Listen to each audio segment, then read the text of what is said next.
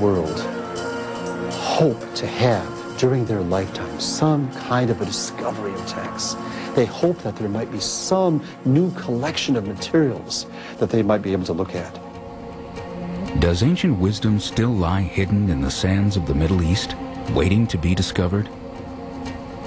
In 1945, the story goes, an Arab peasant was traveling through the desert of Egypt, and he tripped over these large jugs in which were codices, books, these 13 codices that tell these stories of Jesus, these stories of the early Christians that are very different from most of what's preserved in our Bibles.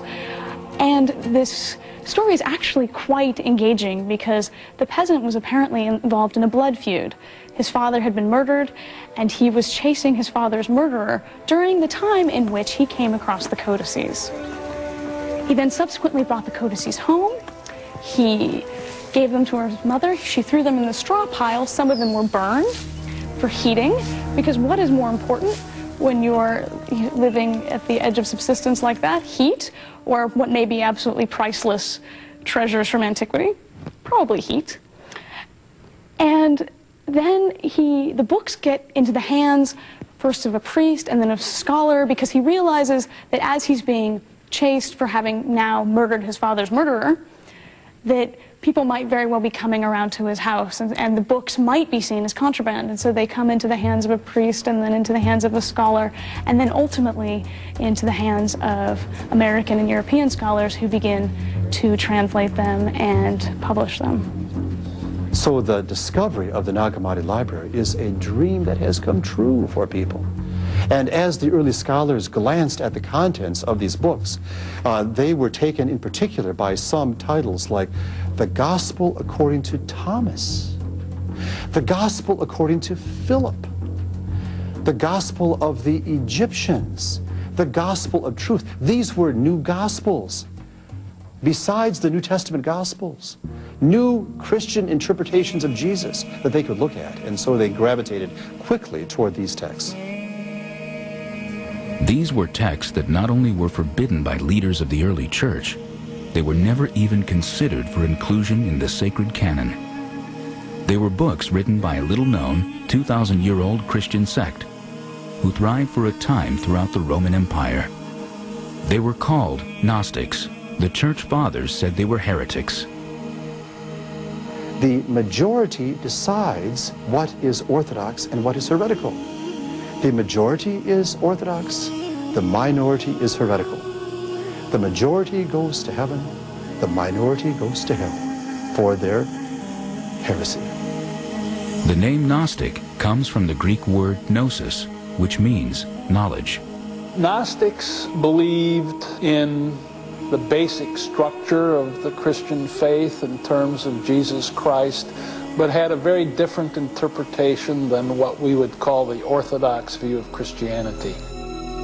The creation stories of Genesis, embraced by church leaders, were rejected by the Gnostics. For them, the physical world was a cosmic mistake, created by an evil, lesser God. The Gnostics viewed this world as evil, and even the creator of this world as evil.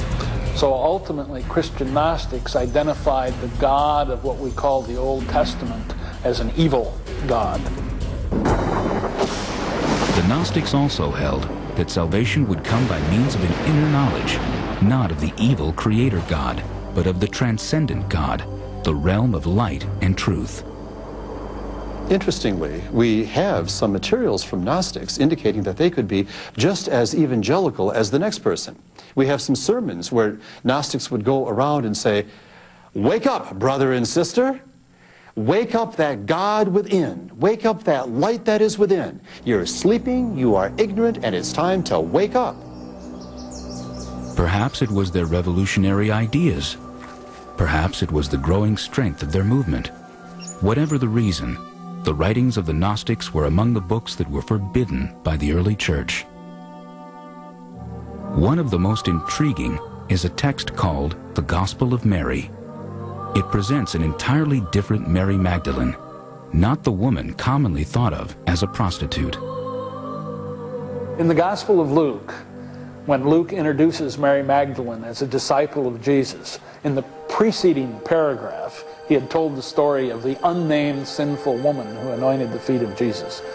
So later in the church tradition, these two women were coalesced, and that's how Mary Magdalene became known in the history of the church as a prostitute, although the texts don't say she was a prostitute. It was the Gospel of Mary, a book not included in the New Testament, that revealed a fiercely independent Mary Magdalene, a woman who was an apostle and a visionary. There's a scene in the Gospel of Mary following the ascension of Jesus in which we see the disciples, Peter, Andrew, Levi, and Mary, sitting around chatting. And at one point, Peter probes Mary as to what she has learned from Jesus. He thinks that she and Jesus have had a particularly close relationship and that Jesus may have communicated to Mary some special information that they would like to know. And Peter is quite ready to say that Mary is the most important of the women around Jesus. So he's quite all right with that. But Mary goes on to divulge special teaching that she got from Jesus and claims to be not first among the women, but specially beloved by Jesus. The words she speaks to the apostles reflect the unusual mystical teachings of the early Christian Gnostics. I said to him, Lord, I saw you today in a vision. He answered and said to me, Blessed are you that you did not waver at the sight of me, for where the mind is, there is the treasure. I said to him, Lord, now does he who sees the vision see it through the soul or through the spirit? The Savior answered and said, He does not see through the soul nor through the spirit, but the mind which is between the two. That is what sees the vision. Initially, the disciple Andrew exclaims that this teaching that she has communicated to them is very strange. How could Jesus have taught such an unusual thing? But then Peter comes along and he challenges Mary, not based on the information that she has conveyed, but based on her gender. He says something to the effect that how is it that Jesus would have communicated this information to a